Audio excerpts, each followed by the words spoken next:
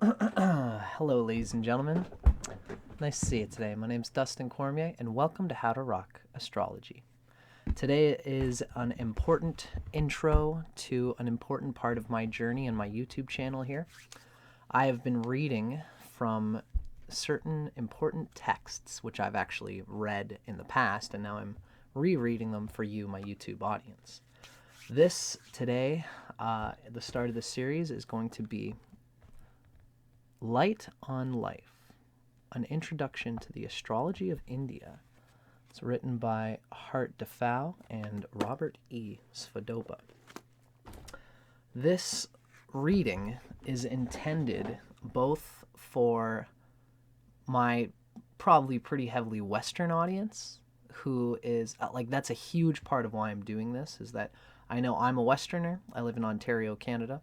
And I tend to, through my channel, I tend to attract Western audiences to my channel because that's my home, that's my hometown, that's my vibe. But I've really delved very deeply in my life. I've always liked to be kind of a black sheep of a sort, and I'm really trying to bring the richness of the Indian Vedic tradition and to show what the West is missing out on in the Vedic tradition. So Westerners who are interested in Vedic astrology, this series is very much intended for you in a lot of ways. But for those who have just gotten a whim or have heard about Vedic astrology and wants to learn more about it at a deep, integral, functional way through a very well-rounded introduction, this would be my favorite and first recommendation, although it can get thick and dense. These guys really show the whole orb before they start filling it up with water, if I was just to make my own sort of metaphor in my head. Svodoba and Hart Fouw do the best job that I've ever seen in any book. I think that they do a better job than David Frawley with his Astrology of the Seers, although this is a good introduction too. Note that I have them both. As well as, if I was to enlist a final favorite, it would be a book that I don't have it around because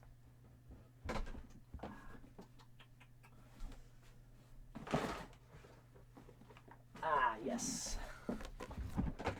The Art and Science of Vedic Astrology by Richard Fish and Ryan Kirksack. Those would be, these three really make up what I would consider to be a very base corpus for learning astrology. Astrology of the Seers by David Frawley, Art and Science of Vedic Astrology by Ryan Kirksack and Richard Fish, Light on Life by Hart Fouw and Robert Svodoba. And all things considered, I think that with something like Jyotish, which is the word for Vedic astrology, I think it's very important, and this is why this book, the reason this book is my favorite, the reason why I'm reading from it in this reading, is because I think with something like Jyotish, like astrology, it's very important to get the heart of the practice. Astrology is in fact a limb of Vedanta, of yoga, which is like Veda first. Vedic philosophy and wisdom uses astrology as an extension of its very wide conception of human life in the cosmos. Humanity as the deities and gods of greater forces, which we are. The book considers, mythos is its own fancy thing, but this book doesn't get too heavy into a lot of Vedic mythos that I think a lot of people in the Vedic tradition love to do, which I'm into. I'm a mystical guy. I like thinking about things in that way. But this book is written by Robert Svodoba, who's a Westerner. This is very important because he has a psychological... The West is, got things as a way of technology, as a way of consciousness, West usually means like new technology, the burgeoning sun, where it's headed, its destination. Whereas the East is always considered where the sun comes from, the past, antiquity, and antique, ancient knowledge, and of course the truth meets somewhere in the middle of these two. That's why I'm doing what I'm doing on my channel. Now, with all this being said, this is part of the reason why this book makes such a good companion to the Westerner trying to tap into the heart and concept, the philosophical unfolding that is true Vedanta and Veda and yoga, which is the deeper root of Jyotish. This book gets at the heart of it all, and then it gets at the heart of Jyotish, astrology, and then it unfurls things from there. So, I don't want to get too, it can be a pretty dense book, but if you follow along with me, I'm really going to try, as we go through this book, I'm going to break it all down so that the consciousness can be understood by Westerners, but also just in general. There's going to be a point where if you're a Westerner and we're at about chapter 6 and we're getting into the bhavas, we're going to start really rolling with Vedic consciousness, and I'm going to be dropping a lot of the sort of training wheels for the Westerners. But I digress. This is my intention with this project, and I hope you guys enjoy being a part of it with me. Now, first thing I want to say before we start, I often say this in a lot of my videos in general, where I'm doing this Vedic Western thing. I want my Western viewers to know that in terms of the sidereal tropical debate, Robert Svodoba is actually a traditional sidereal-based Rashi advocate. He, at the time of writing this book, this was in like the 90s, and it hadn't really been worked out through guys like Viktakara and guys like Svodoba talks about the issue of the tropical sidereal debate, but he puts it in a very clarifying light, which we're going to talk about like chapter 2.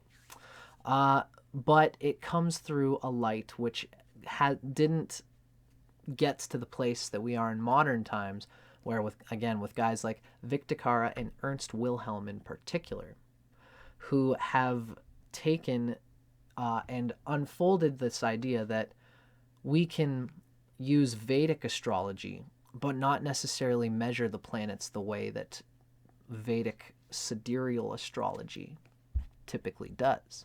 But you can still have the Vedic philosophy. This means, as a Westerner, you might have heard of a Vedic chart where your signs are like back a sign, or like 24 degrees. So if you're I'm a Scorpio in the Western sense. I'm born November 8th, pure Scorpio, right in the middle. But in my sidereal chart, what some people call the Vedic chart, which is not true, sidereal is what makes you go back a sign. So I'm a Scorpio in the Western, but when I read my sidereal chart, I go to Libra. I don't do that personally. I am a tropical-based Vedic philosopher, which means I apply Vedic philosophy to what is essentially tropical Western Campanus measurements. Well, yeah. So don't, for those watching, you won't have to change your whole idea of the signs in order to get on the Vedic train with me. Look up tropical Vedic astrology. Look for guys like Ryan Kirksack, who is a spearhead student of Ernst Wilhelm, who are the two main figureheads in my vision of this thing. But other guys like Michael Reed, Viktakara, there's a girl named Claire. I wouldn't be able to think of her name. But many people have taken this blue pill and are delving into Vedic philosophy while keeping their classical Western measurements. So something to consider. Look up the Sidereal Tropical Debate by Ernst Wilhelm He made a great article about it. And then I highly recommend Vic DeCara's work if you want to really settle your perception of this thing. Now, that was very important for me to describe. Before we get into all of this, I would just like to make a quick little, hopefully this doesn't take any more than like 2 or 3 minutes, but I'm just going to give you guys a breakdown of my story of how I got to this book. Skip ahead to like 5 minutes ahead if you feel like you don't want to hear it, but just to give you a breakdown. Around 2017, I was going through Sadhisati with Saturn transiting my moon. I was also in a Saturn bhukti. I was in Venus Saturn. Venus has been a good time in the Mahadasha, but Saturn being emphasized at the time, I was having a hard time. But I got lots of transformative growth out of it. I've always been a very yoga, mind-expanding, explorative person. I went to Peru that year. I did ayahuasca. I did a lot. But at some point in 2017, I decided to go to a Kundalini camp where I wanted to talk to a bunch of people who were applying Kundalini yoga and seeing how they express it. And there was so many different things, so many different understandings of Kundalini. I've got a video on that in my other channel if you want to look it up. It's Kundalini Fast versus Slow. It was there at that camp that I met some interesting people who had been working with Gopi Krishna, as well as other astrology-based consciousness since the 70s. There was lots of folks at this camp in Ontario. The camp was called the Institute of Consciousness, I believe. The Institute of Consciousness, I believe, is what it was called. So I met lots of people there, and it was there that I was for the first time, really introduced to this idea of the split between Western astrology and traditional Vedic astrology. And I saw some people were saying, well, in my Western chart I'm this, but in my sidereal chart I'm this. And they were calling it their Vedic chart, which again is not the correct terminology, but this is how I understood it, and this is how probably a lot of people understand it right now. So I didn't want to give up. I had read about a Scorpio. I've got Sun, Mars, and Pluto in Scorpio, all conjunct, and Leo is my ascendant lord. So when I read about Scorpio tones in various astrology books, I really believe that I kind of come through with that. So when I heard that all of my stuff was actually in Libra, I was like, man, I don't know about that. But it was at this point the seed was placed. I started reading this book, and there was a little while where I was a siderealist, where I thought that that was the thing, or maybe I thought that both of them were true. I digress. It was there that I got onto the idea of Vedic astrology, and somebody there at this Kundalini camp particularly recommended to me. There's another book by David Frawley, blah, blah, blah. There's other people with other books out there, but he pointed at me and said, honestly, if you really want to get into astrology at all, but particularly if you want to get into the heart of Vedic consciousness, get Light on Life by Hart, Fouw, and Robert Svodoba. Now, I heard that recommendation from him, and a few other people said the same thing, although there were some people that said David Frawley's thing was better. I'm not bad-mouthing David Frawley's thing. David Frawley was actually teaching with Dr. Vasant Lad, who I'm going to mention did the foreword for this book. So these guys were all in cahoots. David Frawley, Hart, Fouw, Robert Svodoba, they all hang out around California. They all kind of know each other, and they're all bringing this consciousness of Vedic astrology to the world of astrology on the whole. And they've been doing it since like the 80s. In the 90s, with the advent of books like these, it really started to bloom. And since the advent of Amazon and the internet and the easy accessibility to books like this is a hugely blooming movement that I'm happy to be a part of the extension of. So, let's talk a little bit about Dr. Robert Svodoba. Dr. Robert Svodoba is as we can see, if my computer's going to stop being a moron. He was born in 1953 in Texas. He's an American. And this is just some of his sort of some fun astrology things that we're going to look at in a moment. But I just wanted to show some pictures of the fella. This is him in some cool translate sort of state going on there in India or something. Robert Svodoba is a very interesting character. He's the first Westerner to ever graduate from a college of Ayurveda and to be licensed to practice Ayurveda in India. He's the first Westerner ever recorded to do that, I believe. Or at least to graduate from an Ayurvedic college in the old Indian way. The reason why this is so remarkable is because he had to learn the Indian language and just push himself into this whole new world all by himself. I mean, with his family or whoever else was kind of pushing him out there, right? There's actually another picture of Robert Svodoba where he's a shamanic type of consciousness. I wish I knew his astrology chart, but this fellow would just slowly, patiently, calmly push himself into shamanic practices that, me doing the ayahuasca thing is very similar, although drugs are very different from the very willful yoga self-pushing that I'm, really envious to say that Svodoba had the karma to push himself towards. He went to Africa at some point and did when he was 20 years old. There's a picture of him sitting in hiker's shorts and just an American ass t-shirt, and he's smiling to the camera, and he's beside two African people who were dressed in their garb and were about to give him some kind of ceremony. So these are the kind of things that Robert Svodoba did when he was younger. It pushed him to launch himself into an understanding of Sanskrit language, and he eventually met somebody called Vimalananda.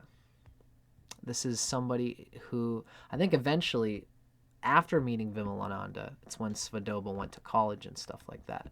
But at some point, Svodoba went to India, and he met what's called an Agori.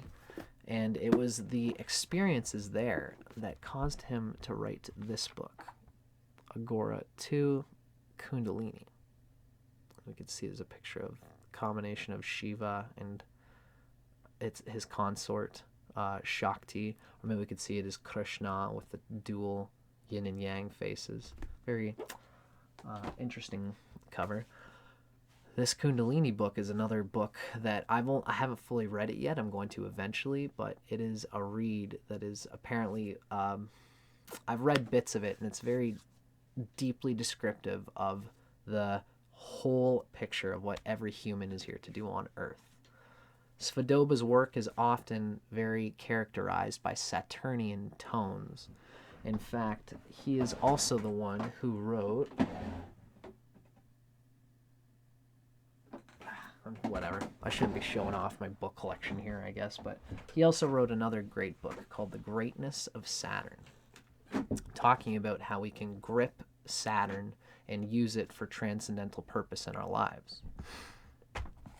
So Svodoba hung out with this Vimalananda character for years, for basically 15 years, putting him under great duress and stress and philosophical quandary, just out in India eating basic foods, starving and fasting, while this fella did these cool and interesting tantric things. He would drink, he would have sex, but he had this incredible willpower, and he always used it for this very constructive, psychedelic good.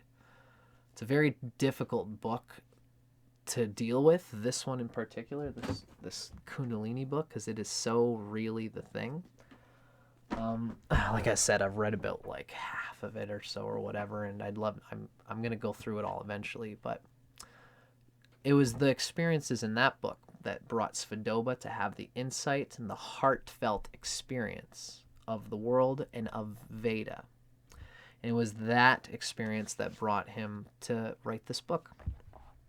and to eventually want to unfold Jyotish in the authentic tradition of astrology. Now, what is so great about this book?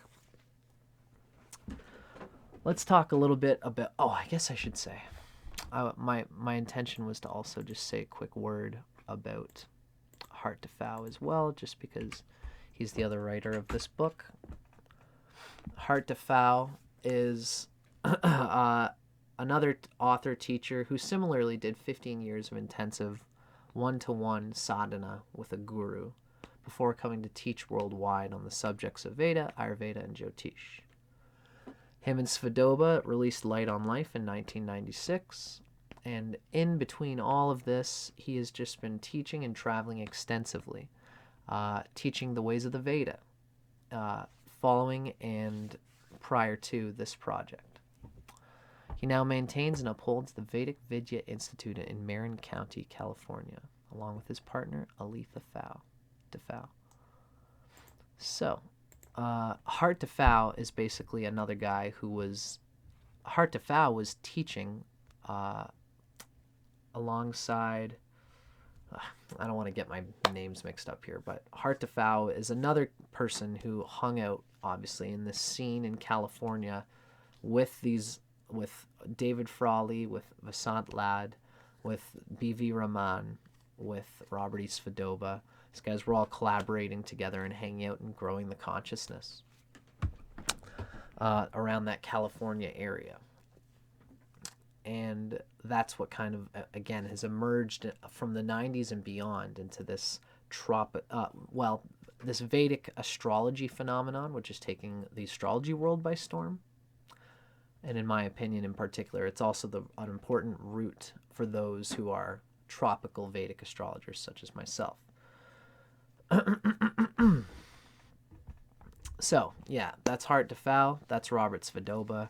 I'm going to say a few more words about Svodoba at the end of this.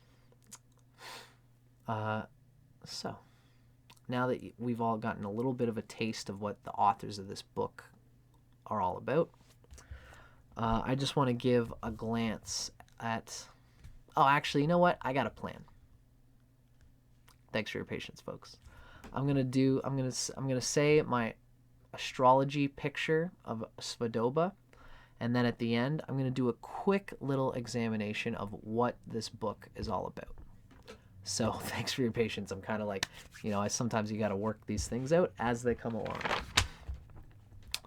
So, Hart to Fouw is an important picture in this whole project, but I guess I would love to know. I don't actually know. Between the two of them, I don't know who wrote what in the book. I'm an author myself, and it's very interesting to me thinking that the two of these authors considered the whole book to be under their combined mutual authorship. And for all we know, one might have poured physically way more of the actual material for the book into the typewriter than the other guy did. Like, we don't really know. I'd be so curious to know. But with all this being said, Svodoba has a name and a claim to fame that's easy to speak to. Hart to Fouw, I don't know him as much personally, and I think that I'm trying to speak to the fact that that's the only reason why I don't know as much about him. But for the sake of it, I just want to say a word or two on Robert E. Svodoba. As I said, he's an important fella. He was born in 1953 in Texas, in the year of the snake, the water snake in particular. And I like to make mention that 60 years before 1953 is 1993. Yes, is 1893. And that is the year that Paramahansa Yogananda was also born. And when you read Yogananda's work, there's a connection to Divine Mother and to Ayurveda and to the sense of the body, the sense of the physical health. Much of this is a combination of the water of the snake, with the snake being in what I call it's the metal triangle in Chinese astrology. The snake has to do with the spirit, but also with the body that unfolds the spirit.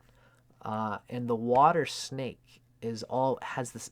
I see in Robert Svodoba a similar mysticism to Paramahansa Yogananda. It's a willingness to smash themselves against their limits in order to reach ecstatically past them and to get the most, and to be with painful experiences.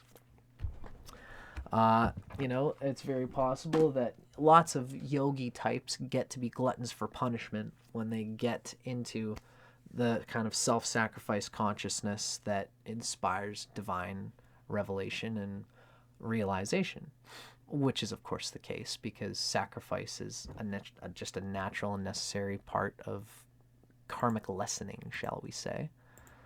Just checking out my computer here.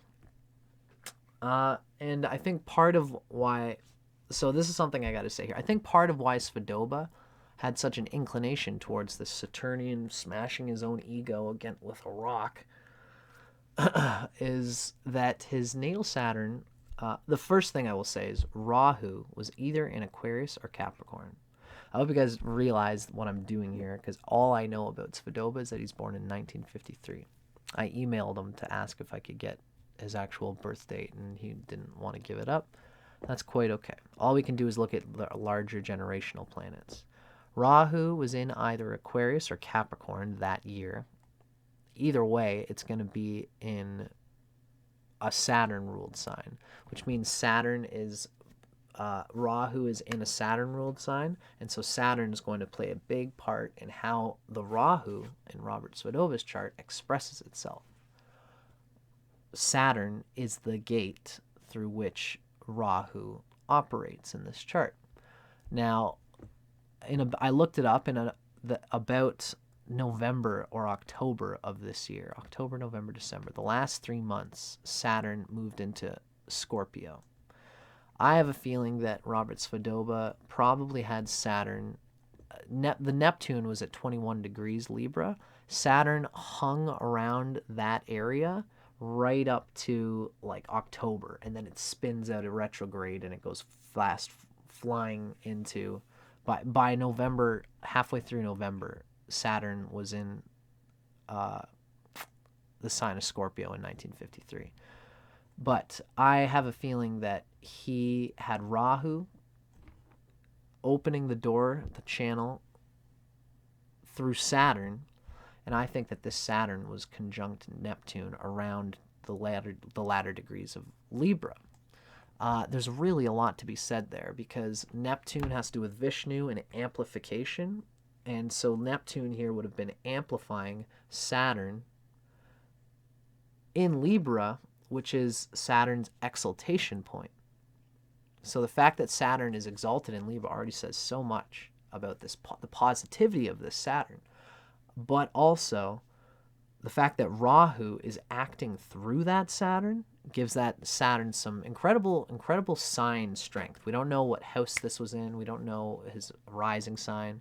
We don't know any other planet placements. But I would venture to say that this is the case. Although if that Saturn isn't, if he was born around October, November, December of 1953, Saturn would be in Scorpio, still very close to its exaltation point in Libra. Still has strength there. I would venture to say that it's in Libra.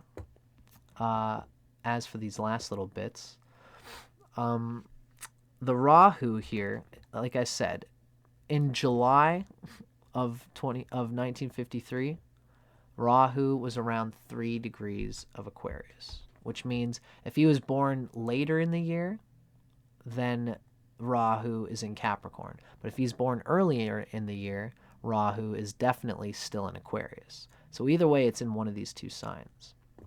Now, what's interesting is that he has Pluto in Leo and Uranus in Cancer, which means Ketu is either in the same sign as Pluto or in the same sign as Uranus.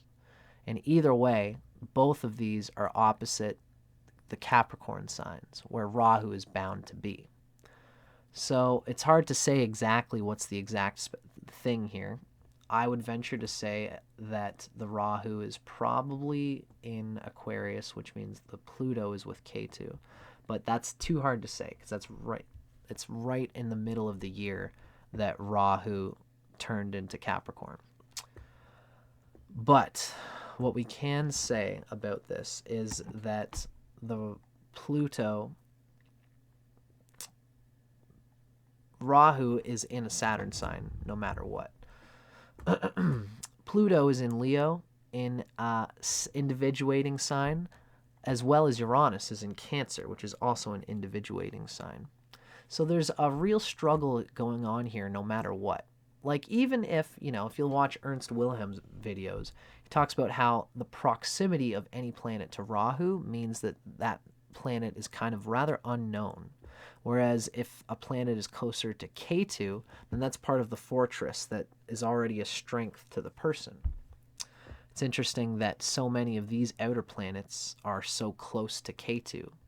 It's almost as if that Svodoba has a wisdom to him in the sense of the self, and this Rahu, out in the vast unknowns of Saturnian Capricorn, is him using his past life powers of all this generational energy and even strength and wisdom. He's using it to fix some kind of need in the world today.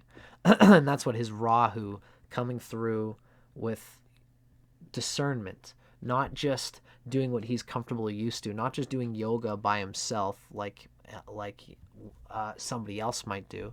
Rather, he's very involved with showing the world, building on the world and on the Capricorn Saturn instinct, despite a possible interesting egotism that he might have in himself. Even if the Rahu's in Capricorn and Ketu is in Cancer, and with Uranus. Both with the Uranus here, that would make an instability in the sense of the self, whereas if the Ketu is in Leo with Pluto, then that would give an extreme measure of Plutonian power struggles in self and, the whole Plutonian purgative adventure that often awaits for a person with Pluto conjunct any important planets. So for that Pluto to be in Leo really gave a sense of self that was crystallized and wanted to be broken up.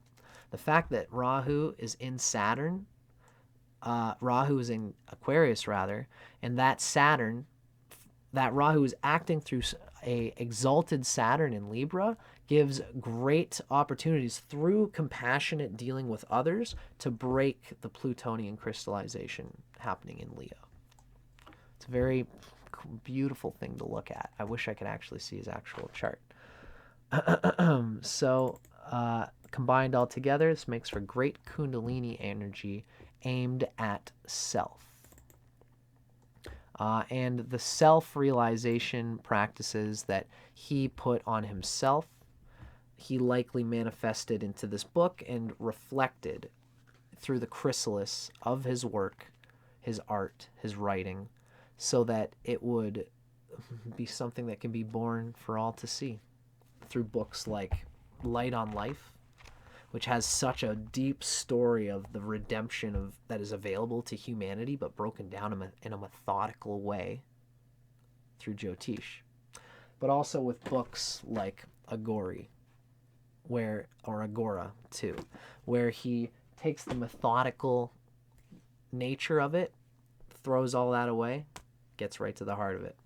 I recommend that book just to get an informal heart experience of Kundalini, of the fire, of inspiration, and dealing with Saturn. There's a deep Saturn expression in that book as well. It's the compassion and understanding and the bowing to Saturn that allows us to get through the most hard, deep, enduring places that are caging the inner illumined light of what the spirit ought to be, because we haven't evolved past the limits of our unevolved consciousness. Saturn is the groove of those unevolved states and is also like just like a mother, a big mother who is moving, plodding along, and you better get out of her way because she's moving along to help move her kids around. And she'll smack her kids around. Hey, come on, get in line. That's Saturn. But if you stick with Saturn and you listen well, she's a big earthy mama who will push and bust through the past life limits that are stopping the illuminated spirit from attaining the realization of the truth of what it could be and what it is. So, hope that all worked out pretty good for you guys as a good little introduction to this book. Now, stay tuned. Check out the next video. I'm gonna do a little synopsis about what this book is all about, why it's special and important. And later on in this series, we're going to start breaking into the actual reading of Light on Life by Robert Svodoba and Hart to Fouw. So thanks for watching, you guys. This has just been a little introduction to the book. Now we're going to be a little gumball-sized rendition of the same book in the next video. Thanks for watching.